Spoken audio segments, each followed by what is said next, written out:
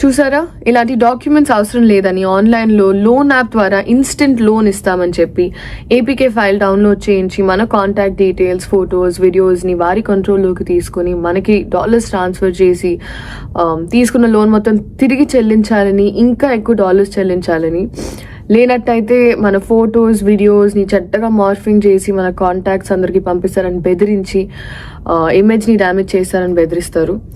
Instant loan కోసం ఇలాంటి unauthorised యాప్స్ని డౌన్లోడ్ చేసి మోసపోకండి. అలాగే సోషల్ మీడియాలో వచ్చే ఫేక్ లోన్ యాడ్స్లో ఉన్న ఫోన్ నంబర్స్కి కాంటాక్ట్ చేసి మన డీటెయిల్స్ ఎంటర్ చేయమంటే చేయొద్దు.